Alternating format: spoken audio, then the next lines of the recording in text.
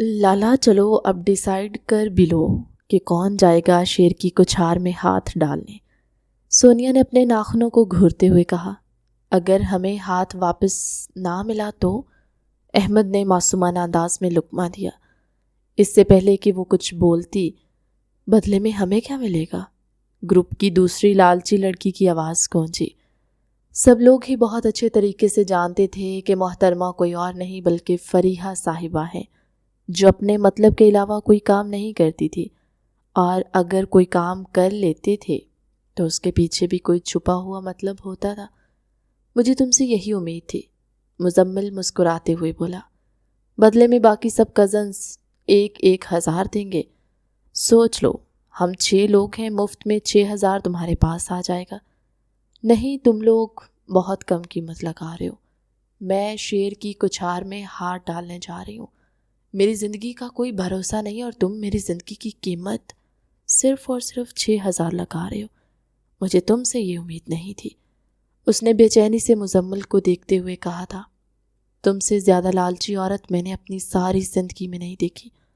2,000 ہم سب لوگ تمہیں دیں گے، ٹھیک ہے؟ پھر پیسے نکالو۔ وہ اب ان کے سامنے ہاتھ پھیلا کر کھڑی ہو گئی تھی۔ کون سے پیسے؟ وہی پیسے جو تم لوگ بعد میں مجھے دینے والے ہو۔ وہ تم لوگ مجھے ایڈوانس میں دو گے تاکہ میرا یقین بھی برقرار رہے۔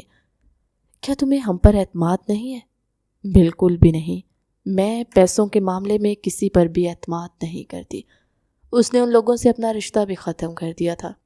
سب لوگوں نے دل ہی دل میں اس کو گالیاں دیتے ہوئے اپنی اپنی جیب سے 2,000 کے نوٹ نکالے تھے اور اس کے ہاتھوں میں رکھ دیے تھے۔ وہاں پر بیٹھے بیٹھے اسے 12,000 مل گئے تھے۔ چلو اب جاؤ اور جلدی سے گاڑی کی چابی لے کر آؤ۔ میری ایک اور شرط بھی ہے۔ اب کیا مسئلہ ہے تمہیں؟ میں فرنٹ سیٹ پر بیٹھوں گی، اس نے مزمل کو منہ چڑھاتے ہوئے کہا تھا۔ وہ جانتی تھی کہ وہ فرنٹ سیٹ پر اپنی محبوبہ کو بٹھانا چاہتا ہے اور مزمل کو تنگ کرتے ہوئے اسی وجہ سے ہی اسے بہت مزہ آتا تھا۔ تم شکر ادا کرو کہ ہم تمہیں اپنے ساتھ گھمانے کے لیے لے کر جا رہے ہیں۔ وہ تو تم لوگ مجھے اس وقت لے کر جاؤ گے جب تم لوگوں کے پاس گاڑی موجود ہوگی۔ گاڑی کی چابی میں لا رہی ہوں تو ہر چیز مجھ پر ڈیپینڈ کرتی ہے۔ تو محترمہ، ہم نے تمہیں پیسے بھی تو دیے ہیں۔ سونیا خاموشی سے وہاں پر بیٹھی اپنی ہنسی دبانے کی کوشش کر رہی تھی۔ اس کی یہ کزن امریکہ سے کچھ دن پہلے ہی آئی تھی۔ یہاں پر آتے ہی اس میں سب لوگوں کی ناک میں دم کر دیا تھا۔ ہر کسی کو تگنی کا ناچ نچایا ہوا تھا۔ فریحہ صاحبہ حد سے زیادہ شرارتی تھی، اپنی منمانی کرتی تھی اور خود پرست تھی۔ کسی کو بھی خاطر میں نہیں لاتی تھی اور نہ ہی اسے کسی کا کوئی خوف تھا۔ اپنی مرضی سے جیتی تھی اور اپنے دل کی سنتی تھی۔ ٹھیک ہے، تم فرنٹ سیٹ پر بیٹھ جانا، سونیا نے مسکراتے ہوئے جواب دیا تھا۔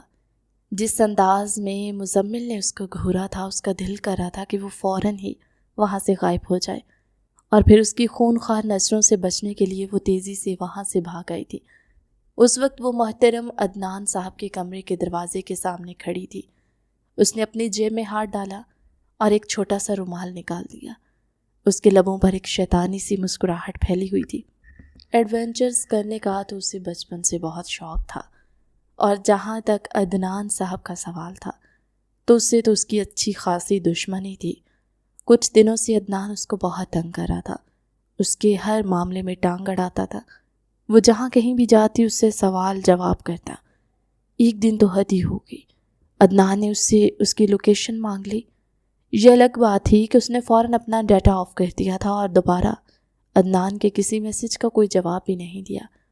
اور پھر یہ بھی الگ بات تھی کہ جب وہ حویلی واپس آئی تو سب لوگوں نے اسے اچھا خاصا ذلیل کیا تھا۔ اسے دادی جان سے بھی ڈانٹ پڑی تھی، مگر وہ بڑوں کی باتوں کو اپنے دل پر نہیں لیتی تھی۔ وہ یہی سوچ کر ٹال جاتی کہ وہ جو کچھ بھی کہتے ہیں اس کی بہتری کے لیے کہتے ہیں۔ یہی اس کے موو آن کرنے کا سب سے بڑا راز تھا۔ کیا ساری رات یہیں پر کھڑے ہونے کا ارادہ ہے؟ ہمارے پاس فضول کا ٹائم نہیں ہے جو ہم یہاں پر کھڑے ہو کر تمہارا انتظار کرتے رہیں۔ اگر تم یہ کام نہیں کر سکتی تو مجھے بتا دو، میں خود ہی چلا جاتا ہوں۔ مزمل نے پھل جھڑی توڑی۔ ٹھیک ہے، تم چلے جاؤ، یہ لو 12,000۔ اس میں فوراً سے 12,000 اس کے حوالے کیے تو مزمل صاحب کے چہرے پر بھی 12 بجنے لگے۔ اس کو اندازہ نہیں تھا کہ وہ بدتمیز لڑکی فوراً سے پیسے اس کے حوالے کر دے گی، جاؤ اندر، اس نے دانت پیستے ہوئے کہا۔ میں جا رہی تھی مگر تمہیں ہی آرام نہیں ہے، یہ کہہ کر وہ آہستگی سے دروازہ کھولتی ہوئی کمرے کے اندر داخل ہوئی تھی۔ کمرے میں ریڈ کلر کا 0 کا بلب چل رہا تھا۔ واو محترم، بڑا ماحول بنایا ہوا آپ نے، وہ اس کا مذاق اڑاتے ہوئے بولی۔ عدنان کے سر میں شام سے شدید درد تھا، اسی وجہ سے وہ جلد اپنے کمرے میں جا کر لیٹ گیا تھا۔ اس نے کسی سے کوئی بات بھی نہیں کی تھی۔ اس چھوٹی کے ساتھ اس کے بہت سارے حساب کتاب بنتے تھے اور بہت سی چیزوں کے بارے میں پوچھ گچھ بھی کرنی تھی، مگر اس کی طبیعت بہت خراب تھی۔ ابھی دروازہ کھلنے کی آواز پر وہ چونک گیا تھا، مگر اس نے اپنی آنکھیں بند ہی رکھی ہوئی تھی۔ قدموں کی آہٹ کو محسوس کرتے ہوئے وہ اندازہ لگا چکا تھا کہ کمرے میں داخل ہونے والی شخصیت کوئی اور نہیں بلکہ اس کی کزن محترمہ ہی ہے۔ اب یہاں پر کیا کر رہی ہے؟ اس نے دل ہی دل میں سوچا، اس کو آج میرے ہاتھوں سے کوئی نہیں بچا سکتا۔ اگر تو یہ یہاں پر کوئی کارنامہ سر انجام دینے کے لیے آئی ہے تو اس کا مطلب ہے کہ اس نے اپنی شامت کو آواز دی ہے۔ عدنان صاحب جس کے سر میں پہلے ہی بہت درد تھا اور ابھی اس کی وہاں پر موجودگی کی وجہ سے چڑ گیا تھا، دل ہی دل میں اس کو دھمکیاں دینے لگا۔ وہ اس کے قریب آ کر رکی اور اپنی شکار باز آنکھوں سے آس پاس دیکھنے لگی، مگر وہاں پر گاڑی کی چابی موجود نہیں تھی۔ اچانک ہی اس کے ذہن میں جھماکا ہوا۔ عدنان اپنی گاڑی کی چابی ہمیشہ اپنے دراز میں رکھتا تھا، ابھی اس نے دراز کے ہینڈل کے اوپر اپنا ہاتھ رکھا ہی تھا کہ عدنان نے اس کے بازو مضبوطی سے پکڑ لیا اور اس کو ایک جھٹکے سے اپنی جانب کھینچا۔ وہ اپنا بیلنس برقرار نہیں رکھ پائی تھی اور زور سے بیڈ پر جا کر گری۔ خوفزدہ ہو کر اس نے اپنی جیب سے رومال نکالا اور عدنان کے ناک پر رکھ دیا۔ اگلے ہی لمحے عدنان اس کی گردن پر ڈھلک گیا تھا۔ اف اللہ جی، کتنا بھاری انسان ہے۔ اس نے فوراً ہی اسے سائڈ پر کیا اور اٹھ کر گہرے گہرے سانس لینے لگی، خود کو کمپوز کرنے کی کوشش کرنے لگی۔ یہ میں نے کیا کر دیا ہے؟ دراصل اس رومال کے ساتھ بے ہوشگی کی دوا لگی ہوئی تھی۔ یہ رومال اس نے کچھ عرصہ پہلے اپنی ایک دوست کو کہہ کر منگوایا تھا اپنے سیلف ڈیفنس کے لیے، اور آج وہ واقعی سیلف ڈیفنس میں کام آ گیا تھا۔ مگر یہ جو ڈیفنس کیا گیا تھا یہ اپنے ہی کزن کے خلاف تھا۔ یہی سوچ سوچ کر اب اس کو اس قدر شدید ٹھنڈ میں بھی پسینے آ رہے تھے۔ اگر اس نے صبح اٹھ کر سب حویلی والوں کو بتا دیا تو میں کیا کروں گی؟ نہیں مانوں گی ہی نہیں، میں صاف مکر جاؤں گی۔ میں بولوں گی مجھے تو کچھ پتہ ہی نہیں ہے، اور کزنز کو بھی بولوں گی کہ وہ میرا ساتھ دے۔ وہ وہاں پر بیٹھ کر پلاننگ کر رہی تھی کہ عدنان کے جسم میں ہلکی سی حرکت ہوئی۔ اس نے جلدی سے گاڑی کی چابی اٹھائی اور بھاگ کر باہر چلی گئی۔ اس کے کزنوں نے جب اسے صحیح سلامت کمرے سے باہر نکلتے ہوئے دیکھا تو وہ حیران رہ گئے۔ کیا تم واقعی گاڑی کی چابی لے آئی ہو؟ مجھے تو یقین نہیں آ رہا۔ سونیا نے اس کو کندھے سے پکڑ کر جھنجھوڑتے ہوئے کہا تھا، میں نے تم لوگوں کو پہلے ہی بتایا تھا کہ میں خطروں کی کھلاڑی ہوں اور تم لوگوں کی طرح ڈرپوک نہیں ہوں۔ میں نے تو سنا تھا کہ عدنان بھائی کی نیند بہت ہی کچی ہے، ذرا سا جھٹکا ہو جائے تو ان کی آنکھ کھل جاتی ہے، اور تم نے 2 کمروں میں اچھی خاصی ڈسٹربنس کی تھی۔ اس کے پیچھے 2 ہی وجوہات نظر آ رہی ہیں، یا تو وہ واقعی نیند سے نہیں جاگے یا پھر انہوں نے جان بوجھ کر نظر انداز کر دیا، کیونکہ میں دیکھ رہی ہوں کہ پچھلے کچھ دنوں سے وہ تمہاری شرارتیں اگنور کر رہے ہیں۔ یہ تمہاری سب سے بڑی غلط فہمی ہے کہ وہ میری شرارتیں اگنور کر رہا ہے۔ پچھلے 1 ہفتے سے اس نے مجھے تگنی کا ناچ نچایا ہوا ہے۔ میری تو زندگی ہی کالی ہو گئی ہے، میری مٹی پلیت کر دی ہے اس انسان نے۔ وہ کوفت کا اظہار کرتے ہوئے بولی۔ اس کا وجود ہولے ہولے لرز رہا تھا۔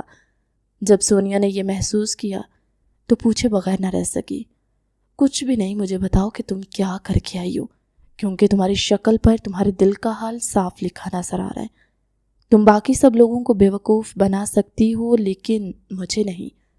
میں نے باقی کزنوں کے سامنے تم سے اس لیے نہیں پوچھا تھا کیونکہ مجھے پتا تھا کہ تم بعد میں مجھے بتا دو کہ یار ایک چھوٹا سا مسئلہ ہو گیا ہے۔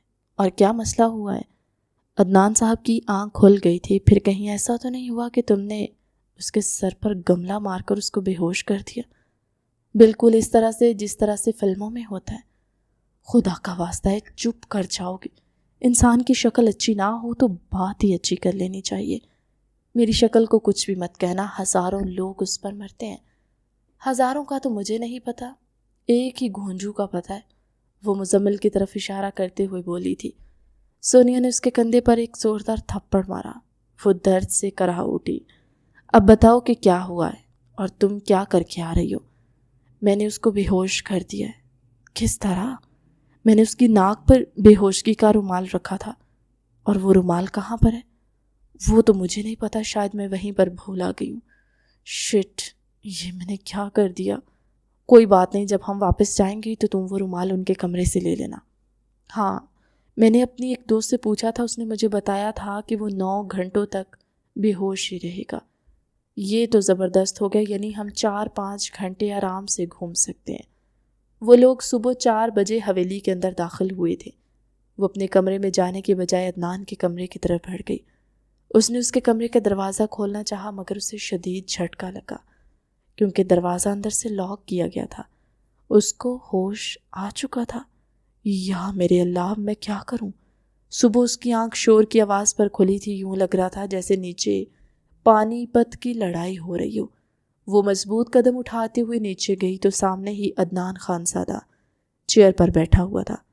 باقی سب کزن اس کے سامنے مجرم بن کر کھڑے تھے۔ سب لوگوں کی نظریں جھکی ہوئی تھی۔ کل رات میرے کمرے میں کون آیا تھا؟ وہ حلق کے بل دھاڑا تھا۔ ان میں سے کسی نے کچھ بھی نہیں کہا تھا، کیونکہ یہ لوگ ان لوگوں میں پہلے ہی ڈیسائیڈ ہوا تھا۔ دراصل عدنان کچھ بھی اسے یاد نہیں آ رہا تھا۔ اپنے دماغ پر زور ڈالنے کے باوجود بھی اس کا سر گول گول گھوم رہا تھا۔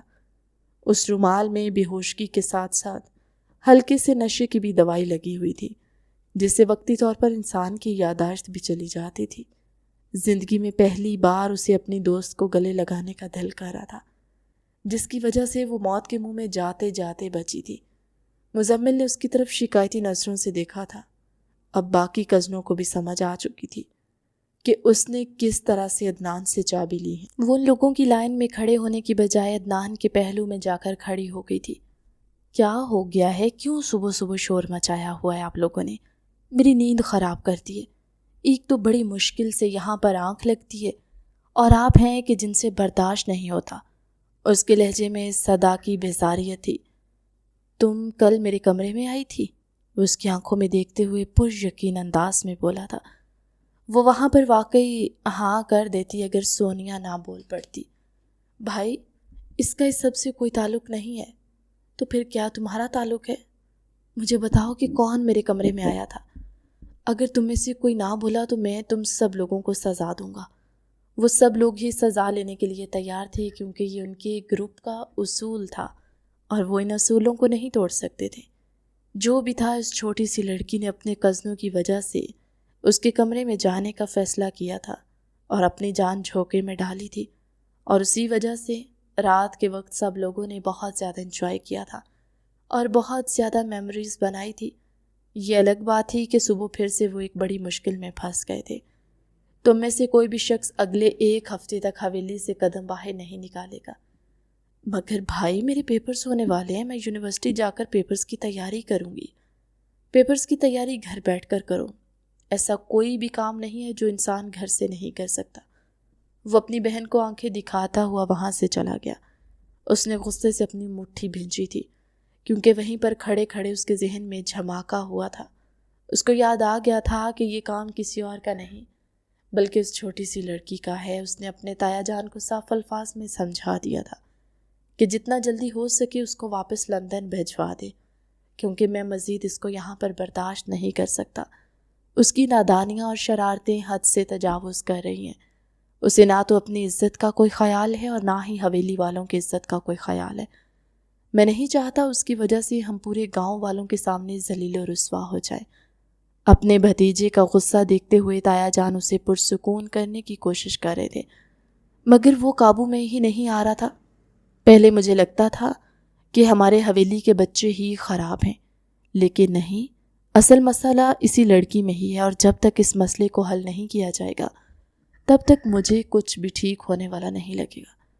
اچھی خاصی تقریر کے بعد وہ ان کے کمرے سے نکل گیا تھا، جبکہ تایا جان گہری سانس خارج کر کے رہ گئے تھے۔ اگر اس کو یہ بتا دیتے کہ جس لڑکی سے تم اتنے زیادہ چڑھ رہے ہو، جس لڑکی پر تمہیں غصہ آ رہا ہے، جس کی حرکتیں تمہیں زہر لگ رہی ہیں، وہ تمہاری منکوہا ہے تو شاید وہ وہیں پر صدمے سے مر جاتا۔ میں اب اس لڑکے کا کیا کروں، اس کو کیسے سمجھاؤں؟ وہ ٹھنڈی سانس خارج کر کے کرسی کے ساتھ ٹیک لگا کر بیٹھ گئے تھے۔ شام 5 بجے کا وقت تھا۔ وہ اس وقت چھت پر کھڑی تھی۔ اس کے باقی کے 2 کزنز پتنگ اڑا رہے تھے اور وہ خاموشی سے بیٹھی ان کو پتنگ اڑاتے ہوئے دیکھ رہی تھی۔ پلیز مجھے بھی دو نا، وہ ان کو دیکھتے ہوئے پرجوش انداز میں بولی۔ تم پاگل تو نہیں ہوگی؟ اگر بڑے بھائی کو پتہ چل گیا تو وہ تمہیں یہیں سے نیچے دھکا دے دیں گے، پھر تم بغیر ٹکٹ کے ڈائریکٹ اوپر جاؤ گی۔ میں ان سے ڈرتی ورتی نہیں ہوں، میری تو جوتی کو بھی فکر نہیں ہے کہ وہ میرے بارے میں کیا سوچتے ہیں، اور میں یہ بھی جانتی ہوں کہ وہ میرا کچھ بھی نہیں بگاڑ سکتے۔ پتہ نہیں تم لوگوں ان سے اتنا خوفزدہ کیوں ہوتے ہو؟ انہیں مانتی ہوں کہ وہ جلاد ہیں، بلکہ جلاد سے بھی کئی گنا بڑھ کے ہیں، لیکن پھر بھی یار اتنا سوچ لیا کرو کہ وہ بھی ہماری طرح انسان ہی ہیں۔ وہ لوگ سمجھ نہیں پا رہے تھے کہ وہ اس کی برائیاں کر رہی ہے یا پھر اس پر ترس کھا رہی ہے۔ ان لوگوں کا سانس اس وقت سوکھا تھا جب انہوں نے اس کی پشت پر کھڑے اس ظالم انسان کو دیکھا تھا جو کسی شاطر شکاری کی طرح ان تینوں کو ہی گھورا تھا۔ یوں لگ رہا تھا کہ اگلے ہی پل وہ ان پر جھپٹ کر ان کی بوٹی بوٹی کر دے گا۔ خاموش ہو جاؤ یار، کیوں اس طرح کی باتیں کر کے اپنی زبان خراب کرتی ہو؟ ابھی تو تم نے میرے خیالات کے بارے میں سنا ہی نہیں، ذرا بتاؤ کہ تم کس طرح کے خیالات رکھتی ہو، میں بھی جاننا چاہتا ہوں۔ جانی پہچانی مردانہ آواز سن کر وہ اپنی جگہ پر اچھل پڑی تھی۔ اس کے وہم و گمان میں بھی نہیں تھا کہ وہ وہاں پر چلا آئے گا۔ اس کے باقی کے 2 کزن جو اس سے چھوٹے تھے اپنی پتنگ وہیں پر چھوڑ کر تیزی سے نیچے کی طرف بھاگے تھے، کیونکہ وہ اس انسان سے پنگا لینے کے بارے میں سوچ بھی نہیں سکتے تھے۔ وہ اس کی طرح خطروں کے کھلاڑی بھی تو نہیں تھے، اور نہ ہی وہ اس کی طرح بے خوف تھے۔ انہیں اپنے بڑے بھائی سے بہت خوف محسوس ہوتا تھا، کیونکہ وہ جانتے تھے کہ جب وہ غصے میں ہوتا ہے وہ کسی کا بھی لحاظ نہیں کرتا۔ محترمہ، میں آپ سے بات کر رہا ہوں۔ وہ اس کے عین سامنے جا کر کھڑا ہو گیا اور اس کی آنکھوں میں آنکھیں ڈالتے ہوئے بولا، وہ میں آپ تو کافی کانفیڈنٹ تھی۔ میں نے تو سنا تھا کہ آپ نے USA کے پریزیڈنٹ کے سامنے بھی تقریر کی تھی، یہاں پر آپ کو کیا ہو گیا؟ وہ اس کا ملاحظ اڑاتے ہوئے بولا، مجھے بتاؤ کہ میرے بارے میں کیا خیال رکھتی ہو؟ اب کی بار اس کی آواز اونچی ہو گئی تھی۔ آپ دنیا کے سب سے کھڑوس انسان ہیں، اور آپ کو بزنس مین ہونے کی بجائے جلاد ہونا چاہیے تھا۔ وہ ایک ہی سانس میں تیزی سے اپنی بات مکمل کر گئی تھی۔ جلد ہی اس نے اپنے لبوں پر ہاتھ رکھ لیا اور خوف سے اپنی آنکھیں میچ لی۔ یا اللہ، مجھے اس انسان کے عطاب کا نشانہ بننے سے بچا لینا۔ اگر تم واقعی میرے عطاب کا نشانہ بننے سے بچنا چاہتی ہو تو اس کے لیے تمہیں سب سے پہلے اپنی زبان پر قابو رکھنا ہوگا، جو کہ مجھے تو ناممکن لگ رہا ہے۔ تم حویلی کے پچھلے حصے میں کیا کر رہی تھی؟ اب کی بار وہ براہ راست اس کی آنکھوں میں دیکھتا ہوا اس سے سوال کر رہا تھا، اور کس کی اجازت سے تم نے میرے شکاری کتے کو کھول کر وہاں سے بھگایا؟ توبہ توبہ، خدا کا خوف کریں، مجھ پر اتنا بڑا الزام لگا رہے ہیں۔ آپ کو پتہ نہیں ہے کہ الزام تراشی کرنا کتنی بری بات ہے؟ چپ کر جاؤ، خبردار جو تم نے کچھ بھی کہا ورنہ زندہ زمین کے اندر دفن کر دوں گا۔ مجھے بتاؤ کہ کس کی اجازت سے تم نے اس کی رسی کھولی تھی اور اس کو آزاد کیا تھا؟ مجھے اس پر رحم آ گیا تھا۔ آپ نے اس کو زبردستی اپنی قید میں رکھا ہوا تھا۔ تم جانتی ہو کہ اب اس کے ساتھ کیا ہوا ہے؟ وہ 2 قدم اس کی طرف بڑھا تو وہ پیچھے کی طرف ہٹی، لیکن دیوار ہونے کی وجہ سے وہ اس کے ساتھ لگ گئی۔ جس کتے پر تم نے رحم کھا کر اس کو یہاں سے آزاد کروایا تھا، اس کو چیر پھاڑ دیا گیا ہے۔ دراصل ان کے گاؤں میں ایک بہت بڑا اور گہرا جنگل تھا جہاں پر کافی خطرناک جنگلی جانور بھی موجود تھے۔ یہ آپ کیا کہہ رہے ہیں؟ اس کو اپنی آواز کسی کھائی سے آتی ہوئی معلوم ہوئی۔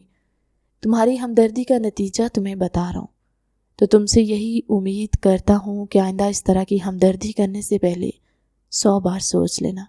تمہاری بڑی مہربانی ہوگی، اور کل رات جو تم نے حرکت کی اس کی سزا تمہیں مل کر رہے گی۔ میں چاچو جان کو کہہ رہا ہوں کہ وہ تمہارے تمام اکاؤنٹ بند کر دے تاکہ تم اس طرح کی چیزیں خریدنے سے باز آ جاؤ۔ نہ جانے کس قدر گھٹیا نشے والی چیزیں خرید کر رکھی ہوئی ہوں گی۔ اس کا چہرہ شرم کے مارے لال ہو گیا تھا۔ آپ جیسا سوچ رہے ہیں ویسا کچھ بھی نہیں ہے۔ میں پہلے ایسا بالکل بھی نہیں سوچتا تھا۔ میں تمہیں ایک شریف اور اچھی لڑکی سمجھتا تھا، مگر تمہاری حرکتوں نے اور تمہارے اس رویے نے میری یہ غلط فہمی دور کر دی ہے۔ میں کیسے بھول سکتا ہوں کہ تم نے اپنی زندگی کے 18 سال امریکہ میں گزارے، اور امریکہ میں رہ کر تم کیسے اس قدر شریف ہو سکتی ہو؟ نہ جانے کب نشے میں دھت ہو کر تم نے، اس سے پہلے وہ مزید کچھ کہتا، اس کا ہاتھ اٹھا تھا اور عدنان خان کے چہرے پر نشان چھوڑ گیا تھا۔ اس نے اپنی انگلی اٹھا کر غصے سے دو ٹوک انداز میں کہا تھا، آج تو آپ نے میرے کردار پر بات کر لی ہے، دوبارہ کبھی میرے کردار پر انگلی اٹھانے کی کوشش کی تو مجھ سے برا کوئی بھی نہیں ہوگا۔ آپ ہوتے کون ہیں میرے کردار پر بے حیا کا ٹائٹل لگانے والے؟ آپ اپنے گریبان میں جھانک کر دیکھیے۔ وہ اس کے بازو پکڑ کر دبوچتے ہوئے اس کی کمر کے ساتھ لگاتے ہوئے بولا تھا، جو حرکت تم نے کی ہے اس کا خمیازہ تمہیں بھگتنا پڑے گا، اور اب کی سزا جو تمہیں دی جائے گی وہ تمہارے لیے ہرگز بھی قابل قبول نہیں ہوگی۔ یہ کہہ کر وہ سیڑھیاں اترتا ہوا نیچے چلا گیا تھا، جبکہ وہ وہیں زمین پر بیٹھ گئی تھی اور پھوٹ پھوٹ کر رونے لگی تھی۔ وہ ایسا بالکل بھی نہیں کرنا چاہتی تھی، مگر عدنان خان بھی تو حد سے تجاوز کر رہا تھا۔ وہ ہوتا کون تھا اس کے کردار پر انگلی اٹھانے والا؟ مانتی تھی کہ اس سے غلطی ہوئی ہے، اس سے ایسا نہیں کرنا چاہیے تھا، مگر عدنان کو بھی تو لحاظ کرنا چاہیے تھا۔ وہ اپنی غلطی کبھی بھی تسلیم نہیں کرتی تھی، بلکہ خود کو جسٹیفیکیشن دے کر سیٹسفائی کر لیتی تھی۔ وہ ہمیشہ دوسروں کی غلطیاں تلاش کرتی تھی اور ان کی بنیاد پر ان کو جج کر کے ان سے رشتے ناطے ختم کر دیتی تھی۔ یہی اس کی سب سے بڑی ویکنس تھی۔ رات کے وقت وہ سب لوگوں کے ساتھ کھانے کی ٹیبل پر بیٹھی کھانا کھانے میں مصروف تھی، جب دادی جان کی آواز اس کے کانوں میں پڑی، تمہارا یونیورسٹی میں ایڈمیشن کروا دیا ہے، تم کل سے یونیورسٹی جا سکتی ہو۔ اسے خوشگوار سی حیرت ہوئی تھی، یہ کیسے ممکن ہوا؟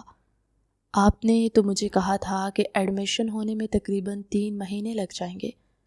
میرا نہیں بلکہ اپنے کزن کا شکریہ ادا کرو، یہ سب کچھ عدنان خان نے کیا ہے۔ اس نے نگاہیں اٹھا کر دیکھا تو عدنان خان خاموشی سے کھانا کھانے میں مصروف تھا اور نارمل سے انداز میں بیٹھا ہوا تھا، کہیں پر بھی غصے کا تاثر نہیں تھا۔ یوں لگ رہا تھا جیسے سب کچھ بالکل ٹھیک ہو۔ اسے یہ خاموشی کسی بڑے طوفان کا پیش خیمہ معلوم ہو رہی تھی۔ عدنان، اس کے علاوہ تم نے اور کیا بات کرنی تھی؟ دادی جان، وہ بعد میں آپ سے تنہائی میں کروں گا، فی الحال سب لوگوں کے سامنے بات کرنا تھوڑا مناسب نہیں لگ رہا، کیونکہ میں نہیں جانتا کہ سب کو میری بات پسند آئے گی یا نہیں۔ میں پہلے آپ سے اس بارے میں مشورہ کروں گا اور پھر ہی اپنے فیصلے کا اعلان کروں گا۔ اس کے دل میں چور تھا، اس کو لگ رہا تھا کہ عدنان اس کا بھانڈا سب لوگوں کے سامنے پھوڑنا چاہتا ہے، مگر جب اس نے اکیلے میں دادی جان سے بات کرنے کا فیصلہ کیا تو وہ چپ کر دی گئی۔ رات کے وقت وہ اپنے کمرے میں لیٹی اسی چیز کے بارے میں سوچ رہی تھی، جب سونیا اس کے قریب آ کر بیٹھی۔ تو مجھے تھوڑی سی پریشان لگ رہی ہو، سب کچھ ٹھیک تو ہے؟ میں بالکل ٹھیک نہیں ہوں۔ کیوں؟ کیا ہوا ہے یار؟ وہ انسان، وہ ہاتھ دھو کر میرے پیچھے پڑ جائے گا۔ کس انسان کی بات کر رہی ہو؟ کھل کر بیان کرو۔ میں عدنان خان کی بات کر رہی ہوں۔ آج میں نے اس پر ہاتھ اٹھایا تھا۔ تم پاگل تو نہیں ہو گئی؟ یہ تم کیا کہہ رہی ہو؟ تم نے حویلی کے سب سے بڑے بیٹے اور اس گاؤں کے سردار پر ہاتھ اٹھایا۔ اف میرے اللہ، یہ تم نے کیا کر دیا یار؟ وہ میرے ساتھ بدتمیزی کر رہا تھا، وہ میرے کردار پر وار کر رہا تھا، اور وہ یہ سب کچھ تمہاری کل کی حرکت کی بنیاد پر کر رہا تھا۔ اگر اس کی جگہ پر کوئی اور ہوتا تو شاید وہ صرف زبان سے کام نہ لیتا، بلکہ تمہارا ہاتھ پکڑ کر تمہیں حویلی سے باہر نکال دیتا۔ سونیا نے اسے ریالٹی چیک دیا تو وہ برے برے منہ بنانے لگی۔ تو مجھے ایک چیز بتاؤ کہ تم میری سہیلی ہو یا پھر عدنان کی سہیلی ہو؟ دیکھو، میں تمہاری بیسٹ فرینڈ بھی ہوں اور تمہاری کزن بھی ہوں، لیکن جو چیز غلط ہے وہ غلط ہے، اس میں تمہارا ساتھ نہیں دے سکتی۔ میں تمہیں صرف ایک مشورہ دوں گی، وہ بھی تمہاری بھلائی کے لیے۔ اگر تم میری بات مان لو گی تو ایک بہت بڑے مسئلے سے بچ جاؤ گی۔ کیا مشورہ دو گی؟ جا کر ابھی عدنان صاحب سے اپنے کیے کی معافی مانگ لو، ان کو کہہ دو کہ جو کچھ بھی ہوا ویسی تمہاری کوئی بھی انٹینشنز نہیں تھی، اور تم بہت زیادہ شرمندہ ہو۔ اسے معافی مانگنے سے اچھا ہے کہ میں دیوار کے ساتھ سر مار لوں۔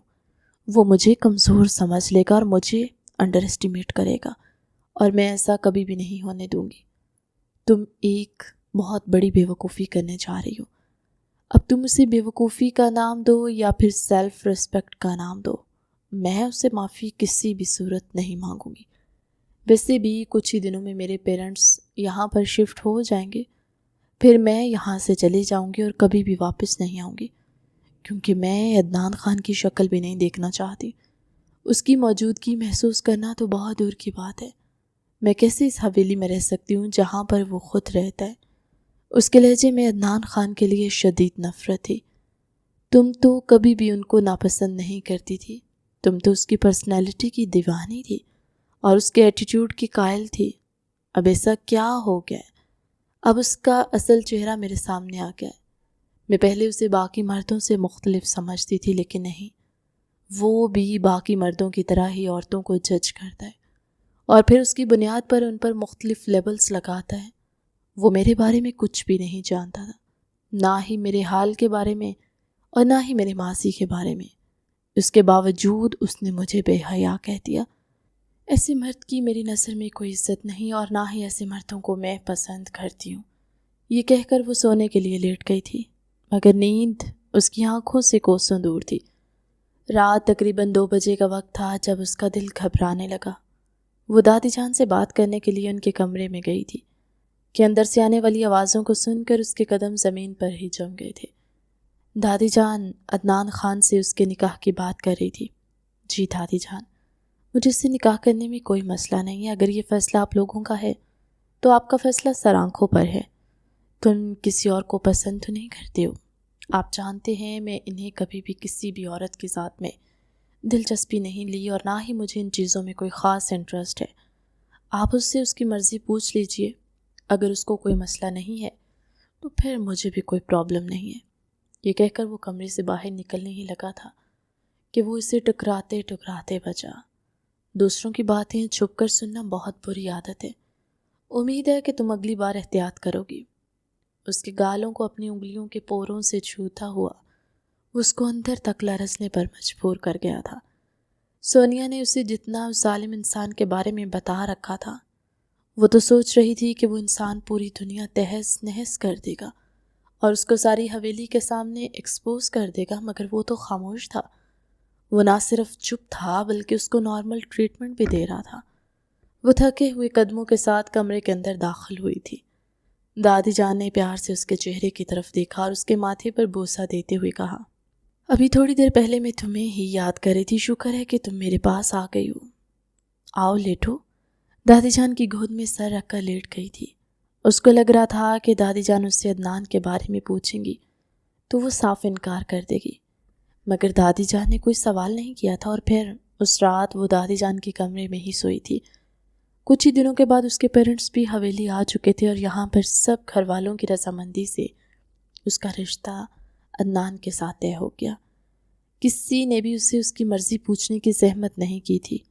وہ دھندناتی ہوئی اپنی ماں کے کمرے میں گئی اور چلاتے ہوئے بولی، امی جان آپ کیسے میری اجازت کے بغیر میرا رشتہ طے کر سکتی ہیں؟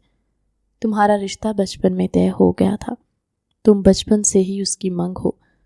امی میں اس کو پسند نہیں کرتی، مجھے وہ انسان زہر لگتا ہے، میں اس کو 1 منٹ بھی برداشت نہیں کر سکتی، اور آپ چاہتے ہیں کہ میں اپنی ساری زندگی اس کے ساتھ گزاروں۔ فضول باتیں مت کرو اور اپنی آواز نیچے رکھو گی، کسی نے سن لیا تو کیا سوچے گا؟ مجھے کسی کے سوچنے سمجھنے سے کوئی فرق نہیں پڑتا۔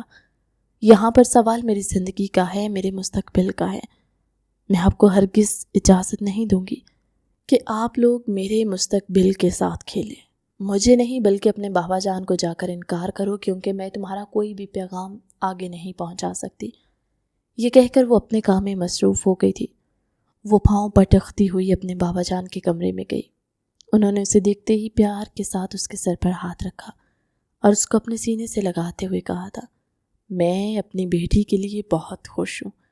مجھے ابھی تک یقین نہیں آ رہا کہ میری بیٹی میرے پسندیدہ بھتیجے کی زندگی میں شامل ہونے والی ہے۔ اس کے تایا جان باقی سب لوگ بھی وہاں پر موجود تھے۔ وہ بھی اس رشتے پر بہت زیادہ خوش تھے، اس کو ڈھیر ساری دعائیں دے رہے تھے، اور وہ چپ کر گئی تھی۔ اپنے بابا جان کی خوشی سے بڑھ کر اسے کچھ بھی عزیز نہیں تھا، اور ان کی خوشیوں کے سامنے اس نے اپنے آپ کو بھی قربان کرنے کا فیصلہ کر لیا تھا۔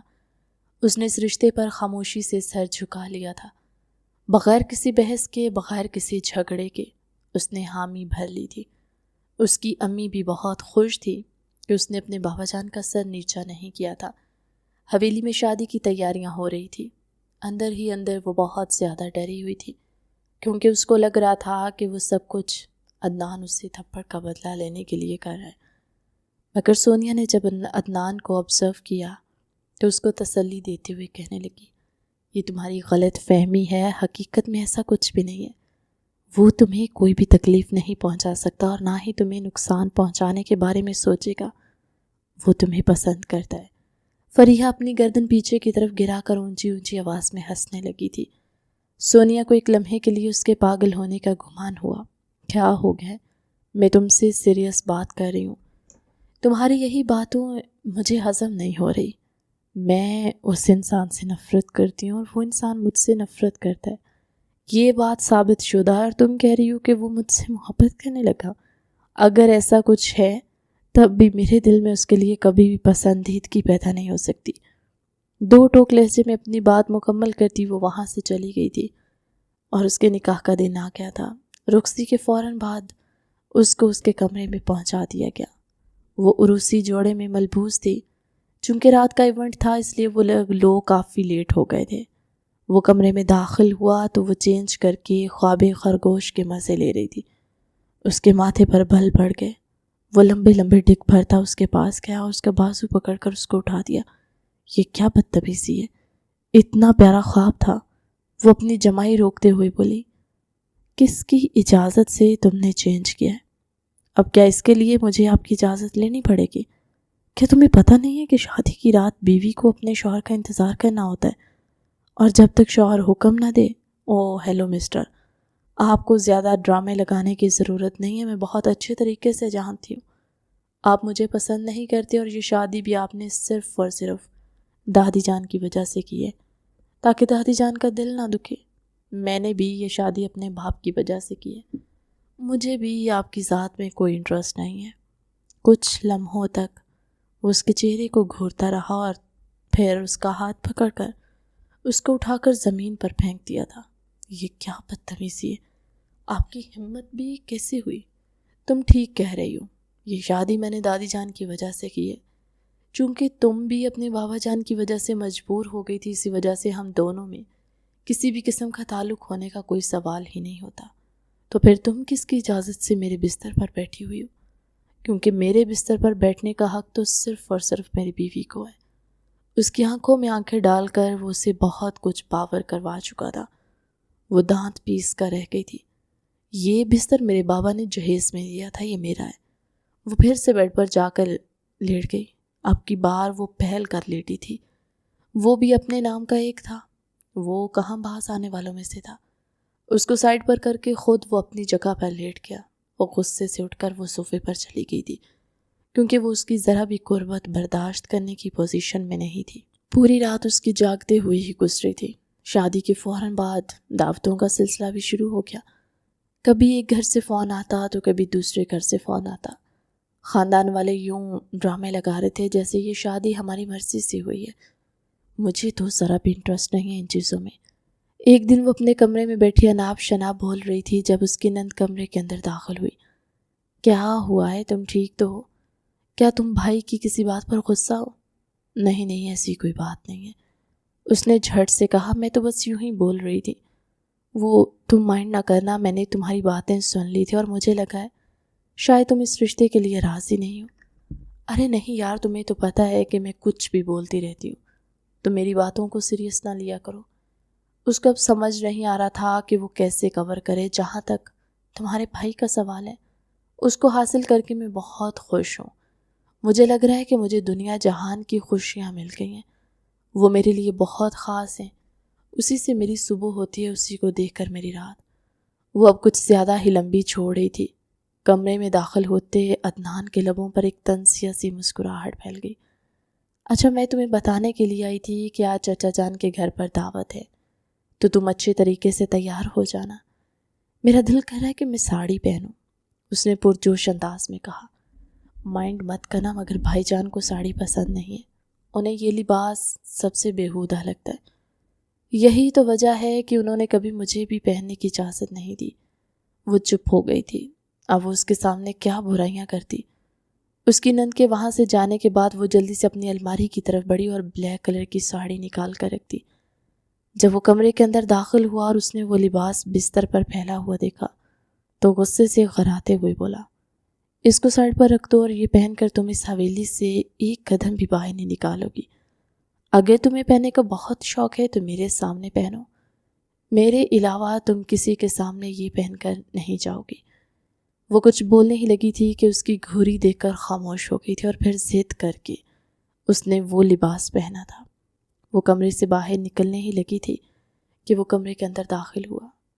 مجھے پتہ چلا ہے کہ میری بیگم نے میری پسندیدہ لباس پہنا ہے۔ جس قدر خطرناک تیور لیے وہ اس کی طرف بڑھ رہا تھا، اس کو لگ رہا تھا کہ اس کا آخری دن آ گیا ہے۔ میں نے سوچا کہ کیوں نہ اپنی بیگم کی تعریف کی جائے اور ان کو داد دی جائے۔ وہ کچھ کہنا چاہتی تھی مگر الفاظ اس کے گلے میں پھنس گئے تھے، وہ چاہ کر بھی نہیں بول پا رہی تھی۔ آپ کو کوئی حق نہیں پہنچتا، بس بہت ہو گیا، تمہاری یہ فضولیت برداشت کر لی میں نے۔ اگر تم حق کی بات کرتی ہو تو میں آج تمہیں بتاتا ہوں کہ میں تم پر کتنا حق رکھتا ہوں۔ میں نے بہت صبر کر لیا ہے، برداشت کی بھی ایک حد ہوتی ہے اور میری حد ختم ہو گئی ہے۔ یہ کہہ کر وہ اس کی طرف بڑھا تھا۔ عدنان کے تاثرات اس وقت اتنے سنگین اور خطرناک تھے کہ فریحہ کو اپنی سانسیں روکتی ہوئی محسوس ہوئی۔ اس سے پہلے کہ وہ پیچھے ہٹتی یا خود کو سنبھالنے کی کوشش کرتی، عدنان نے ایک جھٹکے سے اس کا بازو پکڑ کر اسے اپنی جانب کھینچا۔ وہ اس اچانک وار کے لیے بالکل تیار نہیں تھی، اس لیے اس کا توازن بری طرح بگڑ گیا۔ وہ سیدھی عدنان کے چوڑے سینے سے جا ٹکرائی۔ یہ ٹکراؤ اتنا زوردار تھا کہ اس کا پورا وجود عدنان کے حصار میں آ گیا اور اس کے جسم کا اوپری حصہ عدنان کے سخت سینے سے پوری قوت سے مس ہوا۔ اس کو اپنی دھڑکنوں میں تکلیف کی لہر اٹھتی ہوئی محسوس ہوئی تھی۔ دوسری طرف عدنان اس کی قربت کو محسوس کر کے بے چین ہو گیا تھا۔ فریحہ کے لبوں سے ایک بے چین سی سسکی نکلی۔ اس کے دل کی دھڑکنیں قابو سے باہر ہو رہی تھی اور دماغ خطرے کی گھنٹیاں بجا رہا تھا۔ اس نے گھبرا کر اپنے دونوں ہاتھ عدنان کے کندھوں پر رکھے اور خود کو پیچھے دھکیلنے کی کوشش کی تاکہ وہ حصار سے آزاد ہو سکے، لیکن عدنان خانزادہ جو اس وقت کسی الگ ہی موڈ میں تھا، اس کی اس مزاحمت کو بالکل خاطر میں نہ لایا۔ اس نے اپنی گرفت کو مزید مضبوط اور سخت کر دیا، یہاں تک کہ ان کے درمیان کا فاصلہ بالکل ختم ہو کر رہ گیا۔ فریحہ نے نظریں اٹھا کر عدنان کی طرف دیکھا تو اس کی آنکھوں میں غصے اور ایک عجیب سی چمک تھی۔ عدنان کا ایک ہاتھ اب فریحہ کی کمر پر آ چکا تھا، جبکہ ساڑی کے پلو کے اوپر سے اس کی انگلیاں تیزی کے ساتھ حرکت کر رہی تھی، جس سے فریحہ کے پورے وجود میں ایک سنسنی سی دوڑ گئی۔ وہ اس کے لمس کی اس تپش کو برداشت نہیں کر پا رہی تھی اور اس کا وجود ہولے ہولے کانپنے لگا تھا۔ عدنان پلیز نہیں، اس نے انتہائی بے چینی سے کہا۔ اس کی آواز میں خوف اور گھبراہٹ صاف نمایاں تھی، لیکن اس کی یہ التجا عدنان پر کوئی اثر نہ کر سکی۔ عدنان نے اس کی بات کا جواب دینے کی بجائے اپنی نظریں اس کے لرزتے ہوئے گلابی ہونٹوں پر جما دی۔ وہ ہونٹ جو کچھ دیر پہلے تک اس کے سامنے مسلسل بول رہے تھے، اب لرز رہے تھے۔ اگلے ہی لمحے عدنان نے مزید کوئی وقت ضائع کیے بغیر جھک کر ان ہونٹوں کو اپنی دسترس میں لے لیا۔ اس کا یہ انداز حاکمانہ تھا، وہ انتہائی نرمی سے اس کے ہونٹوں کو چوم رہا تھا۔ کبھی وہ اس کے اوپر والے ہونٹ کو کاٹتا تو کبھی نیچے والے ہونٹوں کو چوسنے لگتا۔ فریحہ کے پورے وجود میں جھٹکے لگ رہے تھے جن سے وہ محسوس ہو رہا تھا اور مسلسل اس کی کمر پر اپنے ہاتھ چلائے جا رہا تھا۔ جیسے اس کے ہاتھ فریحہ کے بلاؤز پر جا کر اٹھے تو فریحہ نے اس کے سینے پر اپنا ہاتھ رکھا اور اسے خود سے دور کرنے کی کوشش کی، مگر وہ اس میں بھی ناکام ہو گئی تھی، کیونکہ وہ اس کی ساڑی کی ڈوری کو کھینچ کر پلو کو اس کے سینے سے الگ کر چکا تھا۔ فریحہ کی سفید بھری بھری دھڑکنیں اس وقت اس کی نظروں کے سامنے، جن کو اب وہ پلو سے چھپانے کی کوشش کر رہی تھی۔ لیکن اس ساری کشمکش میں وہ پہلے سے بھی زیادہ حسین لگ رہی تھی۔ عدنان کی نظریں بار بار بھٹک کر اس کے سینے کے ابھار پر جا رہی تھی۔ اگلے لمحے فریحہ کے سینے پر ہاتھ رکھ کر اس کو ہلکا سا دھکا دیا۔ وہ توازن برقرار نہ رکھ پائی اور بیڈ پر جا کر گری۔ اس کا وجود بھی بے ڈھنگے انداز میں پھیل گیا تھا۔ عدنان کی آنکھیں یکدم چمک پڑی۔ تم تو میری سوچ سے بھی زیادہ حسین ہو، وہ پراسرار لہجے میں بولتا ہوا اس کی روح کو بری طرح سے فنا کر گیا تھا۔ فریحہ اس دشمن جان کا یہ روپ زندگی میں پہلی بار دیکھ رہی تھی۔ اس نے ہمیشہ سے عدنان کا غصہ دیکھا تھا۔ غربت کے لمحات میں عدنان تو ایک مکمل طور پر الگ انسان بن گیا تھا، جس کو صرف اور صرف اس وقت فریحہ کی طلب ہو رہی تھی۔ اگلے پل اس نے فریحہ کی ساڑی کا پلو پکڑ کر اس کے سینے سے ہٹایا اور اس کی دھڑکنوں کو اپنی دسترس میں لے لیا۔ فریحہ کی بے چین سسکیاں پھر سے پورے کمرے میں گونجنے لگی۔ عدنان پلیز، اس نے چلانے کی کوشش کی تو عدنان نے اگلے پل اس کے لبوں پر انگلی رکھ کر اس کو خاموش کروا دیا اور اس کے کانوں میں جھکتے ہوئے بولا آج تم صرف اور صرف مجھے سنو گی اور محسوس کرو گی۔ یہ کہہ کر وہ پہلے سے بھی زیادہ شدت سے اس کی دھڑکنوں کو اپنے ہاتھوں سے مسلنے لگا۔ ادھر فریحہ کے لیے اپنے آپ پر کنٹرول رکھنا ممکن نہیں تھا۔ میں تم سے نفرت کرتی ہوں عدنان، اس نے سسکتے ہوئے کہا تو وہ پہلے سے بھی زیادہ شدت سے اس کو چومنے لگا تھا۔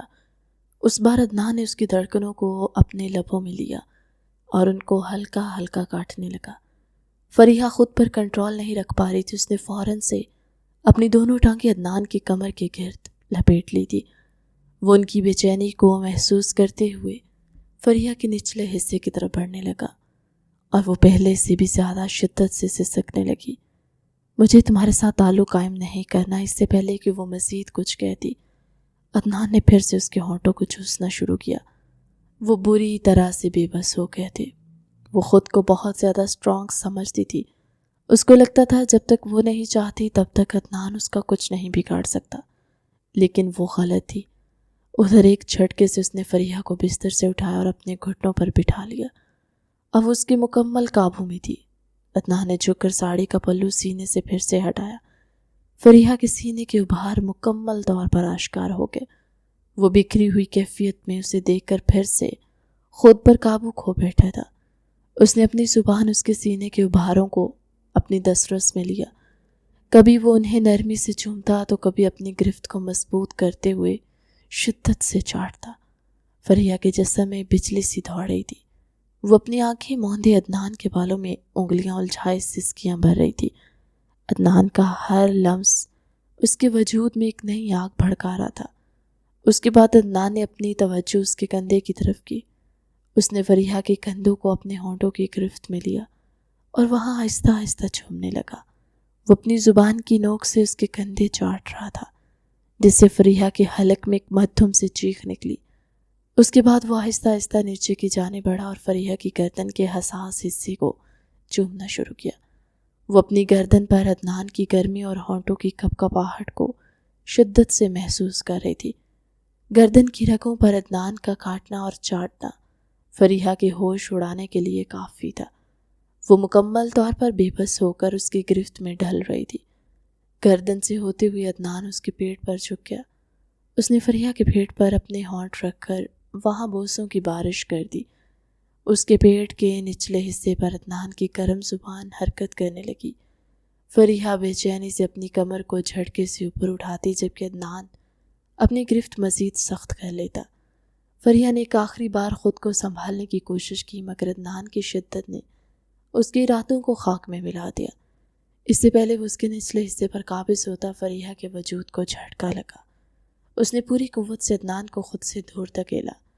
یہ اس نے اپنی زندگی کی سب سے بڑی غلطی کی تھی۔ مجھ سے دور ہو جاؤ مسٹر عدنان۔ عدنان جو کہ مکمل طور پر بہک گیا تھا۔ فریحہ کی بات سن کر اس کے ماتھے پر لاتعداد بل پڑ گئے۔ میں تمہارے ساتھ سختی نہیں چاہتا، اس لیے خاموشی سے میرے پاس آؤ۔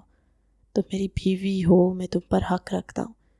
یہ سن کر فریحہ تیزی سے بولی میں اس رشتے کو نہیں مانتی اور جہاں تک تمہارا سوال ہے مجھے تم سے گھن آتی ہے۔ تم سے جان چھڑوانے کے لیے میں نے اس طرح کے کپڑے پہنے تھے۔ مجھے لگا تھا تم جذبات میں آ کر مجھے طلاق دے دو گے، لیکن تم تو کچھ زیادہ ہی بے غیرت۔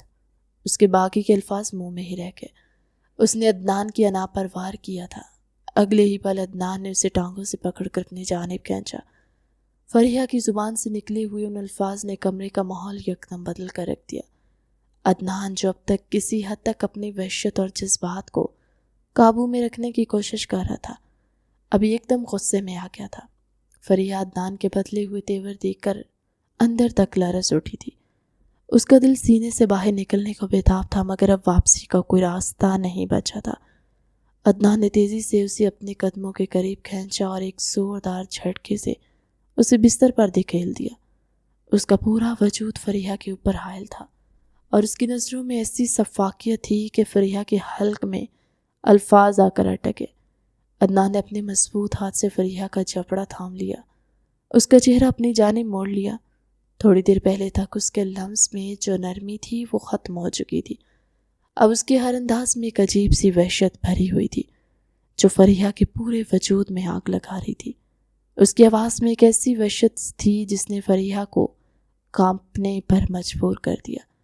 فریحہ، میں نے بہت کوشش کی تمہارے ساتھ نرمی کا سلوک کروں، تم ایک بیوی کا درجہ دوں اور تم اس رشتے کا تقدس قائم رکھو، لیکن تمہاری زبان اور تمہاری یہ فضولیات اس بات کا ثبوت ہیں کہ تم میری نرمی کے قائل ہی نہیں ہو۔ تم نے بار بار میری انا کو للکارا ہے، میری سرداری کو چیلنج کیا، اور اب تم خود اپنی زبان سے میری اس وحشت کو آواز دی ہے۔ عدنان کے لہجے میں کوئی نرمی نہیں تھی۔ اس نے فریحہ کے جسم کو اپنے ہاتھوں میں جکڑا۔ اس کی گرفت میں کوئی نرمی نہیں تھی، بلکہ ایک ایسی شدت تھی جس کے سامنے فریحہ کی تمام تر مزاحمت بے معنی ہو کر رہ گئی تھی۔ اس نے فریحہ کے کان کے پاس جھک کر انتہائی سرد لہجے میں کہا، تم نے کہا تھا نا کہ میں بے غیرت ہوں، تو اب دیکھو کہ ایک سردار جب اپنے حق پر اتر آتا ہے تو وہ کتنا ظالم ہو سکتا ہے۔ آج تم صرف میری ملکیت اور تم پر میرا حق دنیا کی کسی بھی طاقت سے زیادہ مضبوط ہے۔ عدنان کا یہ ڈومیننٹ انداز فریحہ کی ہمت توڑنے کے لیے کافی تھا۔ وہ جو اب تک اپنے آپ کو مضبوط ظاہر کر رہی تھی، اب ایک بے بس شکار کی طرح عدنان کے زیر اثر تھی۔ عدنان نے اس کی کسی بھی قسم کی التجا اور مزاحمت کو یکسر نظر انداز کر دیا۔ فریحہ کو احساس ہوا کہ اس نے واقعی ایک بہت بڑی غلطی کر دی ہے۔ اس نے ایک ایسے شخص کے صبر کو آزما لیا ہے جس کے لیے محبت اور غصہ دونوں انتہا پر تھے۔ عدنان، اس نے کچھ کہنا چاہا لیکن اب فائدہ نہیں تھا۔ عدنان اپنے آپ کو مکمل طور پر اس کے وجود میں اتار چکا تھا۔ اس بار اس کے لمس میں نرمی نہیں تھی۔ فریحہ کی چیخیں کمرے میں گونج رہی تھی لیکن عدنان کو کوئی فرق نہیں پڑ رہا تھا۔ یوں لگتا تھا جیسے وہ بہرا ہو گیا ہو۔ فریحہ کی باتیں اس کے وجود پر کوڑے برسا رہی تھی اور دوسری طرف فریحہ کا وجود اس کی طرف سے ملنے والی تکلیف سے دوہرا ہو رہا تھا۔ اس کے لاکھ احتجاج کے باوجود وہ اس سے اپنا حق وصول کرنے میں کامیاب ہوا تھا۔ جب وہ سو کر اٹھا تو اس کے سسکنے کی آواز پورے کمرے میں گونج رہی تھی، مگر اسے تو جیسے کسی چیز سے کوئی فرق نہیں پڑ رہا تھا۔ بہت برے ہیں آپ، میں آپ سے شدید نفرت کرتی ہوں، وہ چلاتے ہوئے بولی تھی۔ مجھے بھی تم سے کوئی محبت نہیں ہے۔ اس کے بعد وہ ایک بزنس میٹنگ کے سلسلے میں امریکہ چلا گیا تھا۔ تقریباً 3 مہینے وہاں پر گزارنے کے بعد جب وہ واپس آیا، ان 3 مہینوں میں اس نے ایک بار بھی اپنی بیوی سے بات نہیں کی تھی۔ پیچھے وہ امید سے ہو گئی تھی اور اس کو لگ رہا تھا کہ عدنان کا جو مقصد تھا وہ پورا ہو چکا ہے۔ اب عدنان کبھی بھی اس کی طرف لوٹ کر نہیں آئے گا، اور یہی خیال اس کو دن رات پریشان کرتا تھا۔ وہ ڈپریشن کی مریضہ بن گئی تھی۔ عدنان امریکہ میں ایک لمحے کے لیے بھی سکون میں نہیں رہا تھا۔